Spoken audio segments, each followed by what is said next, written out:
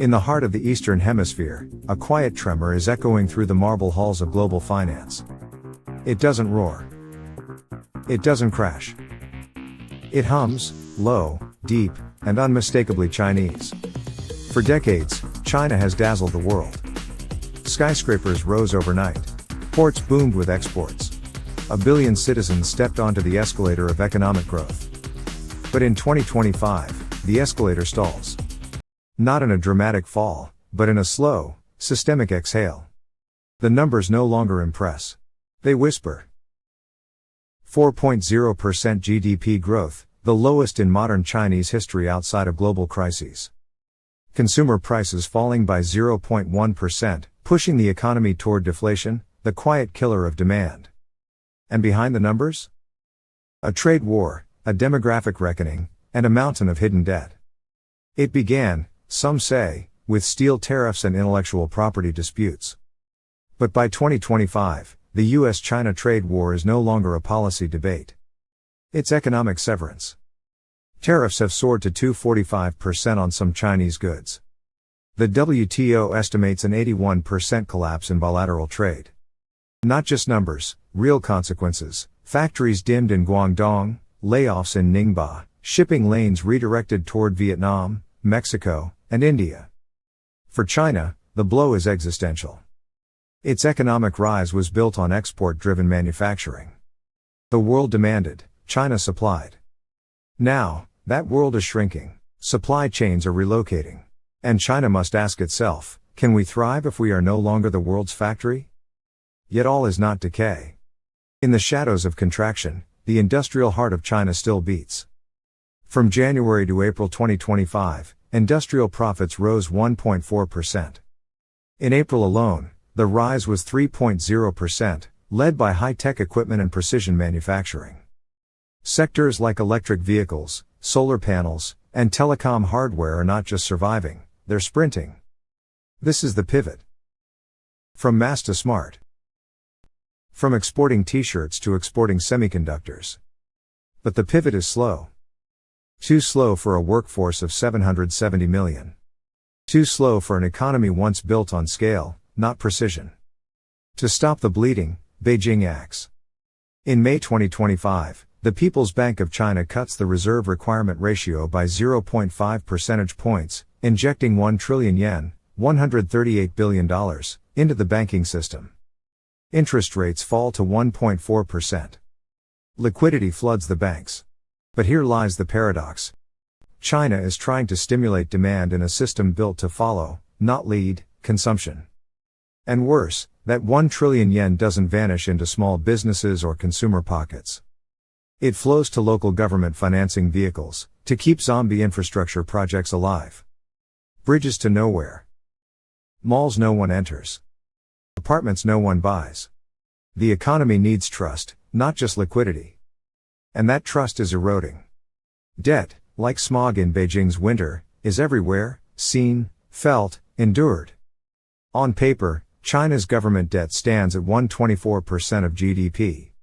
But look closer. Add in off-balance sheet liabilities, provincial bailouts, and corporate guarantees, and estimates soar to 300%. The fiscal deficit? Officially 4%, but unofficially, analysts warn it may near 10%. Why? Because Beijing, in its quiet desperation, is propping up everything: struggling banks, local governments, failing developers. This is a bailout economy in slow motion. And unlike the West, China cannot print its way out indefinitely. Its credibility, its monetary control, its currency, all rely on a dance between central planning and market belief. That belief is thinning. But perhaps China's greatest challenge was sown decades ago. In 1979, the state instituted the one-child policy, a bold experiment in social engineering.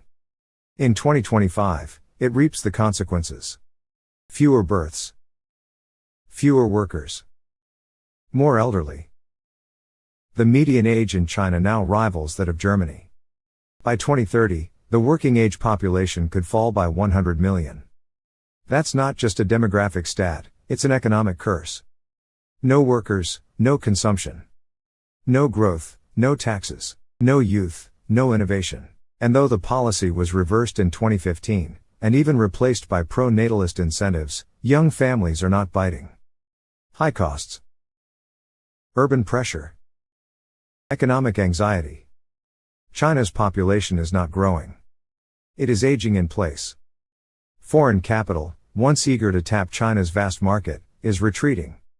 71% of European firms surveyed in 2025 cited China's economic slowdown, not tariffs, as their top concern. Regulatory opacity. Tech crackdowns. A shrinking consumer base.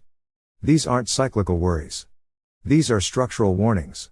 And in a world where capital moves at the speed of light, it doesn't protest, it vanishes. To India. To Mexico. To the cloud. Even domestic investors are hedging. The wealthy park capital in Singapore, Australia, and Vancouver. And youth, once proud of the Chinese dream, now meme their way through joblessness and real estate despair. So where does China go from here? The party promises self-reliance. It touts AI, green energy, semiconductors, and digital currency. And indeed, it has the talent, the scale, and the will. But it also has fear. Fear of openness. Fear of dissent. Fear of markets that don't obey policy. The balance is delicate. Push too hard on control, and innovation dies. Let go too much, and the system frays. This is China's 2025 moment. Not a crisis. A test. Western analysts have long feared a rising China. But perhaps they should have feared a stagnating China more. A China retreating into itself. A China inflating its numbers, not its productivity. A China where debt replaces demand. Where old demographics eclipse new dreams. Still, this is not a eulogy. It is a reminder that no empire is forever. And no decline is guaranteed. The dragon still flies, but with slower wings, heavier breath, and eyes watching a future it cannot yet command. If this gave you new perspective, share it. If you see echoes in your own country's economy, comment below. And if you want more stories at the edge of finance and geopolitics, subscribe to FluxFolio Finance. Until next time, stay sharp. Stay thoughtful. Stay ahead.